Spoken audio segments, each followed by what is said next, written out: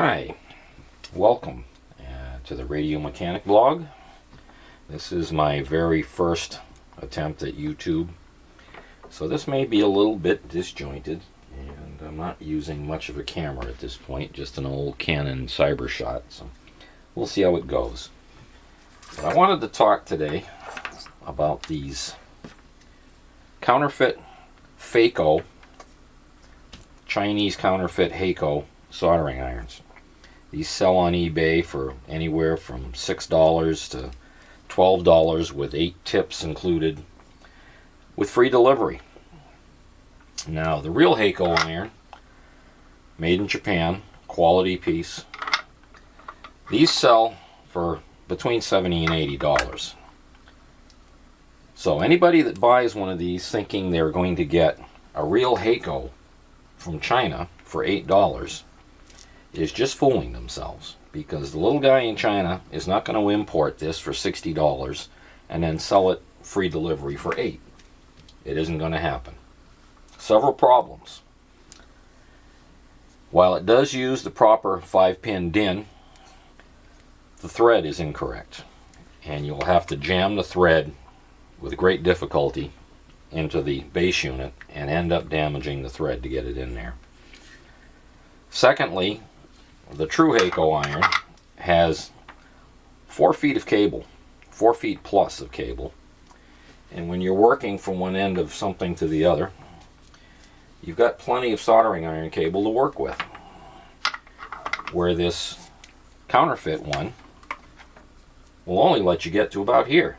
If you have to get to the far end or over the top of something, you're not going to have enough cable.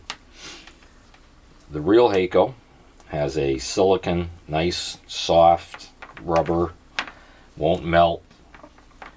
This is some type of PVC. Very stiff, not pliable at all, and very likely to melt if the iron gets up against it. Those are just minor things. The real Hako iron, they've done their engineering as far as heat transfer, and you can comfortably operate this iron for hours on end, and while it will slightly get warm, it never gets uncomfortable to handle. This unit, after about 45 minutes, you're going to find yourself retreating up the shaft because it gets so bloody hot around here where you normally grip it that you simply can't hang on to it there any longer. The thermal transfer characteristics of this one are terrible. Absolutely terrible. This came with 8 included tips.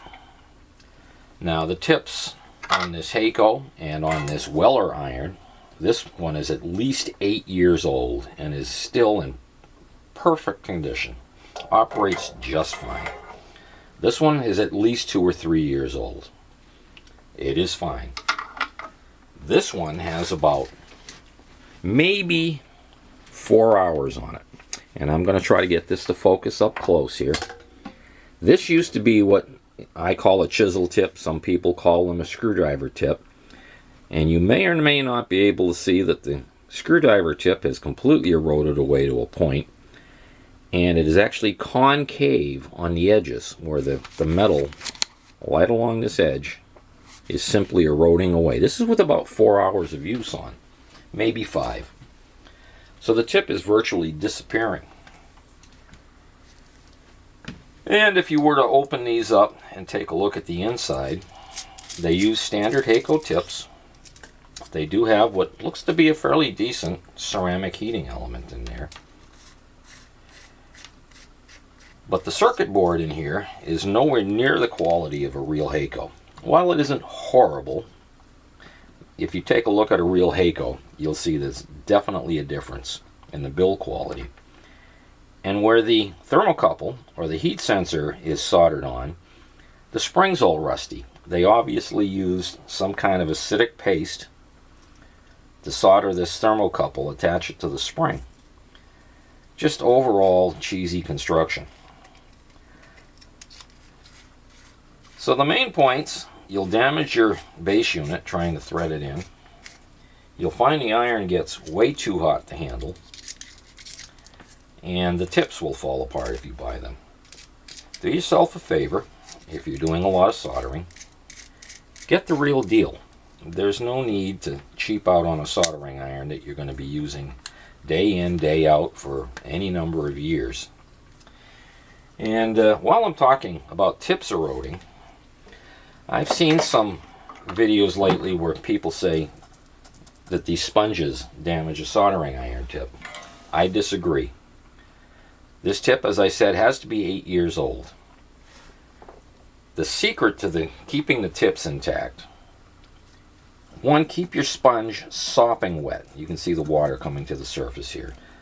That actually used to be included in an information sheet that used to come with these sponges that said keep them sopping wet. The theory being, all you need to do to clean the tip is a quick plunge in and out, and the explosion of steam that creates will blast the contaminants off the end of the tip. It just cleans it instantly if the sponge is sopping wet. The trick is to immediately, instantly, re-tin the tip. Never let your tip go. After you've done that, tin it immediately. You have to keep the iron plating that's on that tip from oxidizing. If you do that, it'll last a long, long time. And I also, if I'm going to be working on something, do a couple of joints, and it's going to be 15 or 20 minutes until I do the next joint, I'll shut the iron off. Even with the Hako, with the temperature control, I'll let the iron cool down, because these heat up in about 30 seconds. You can flick them back on when you're ready to start soldering. Within 30 seconds, 40 seconds, it's ready to rock and roll. So there's no need to let it sit there and cook for hours and hours and hours and burn the iron off the tip. So that's about all I've got to say. This is my first video. I hope you found it somewhat informative. And check in again. I'll be posting some from time to time. Thank you.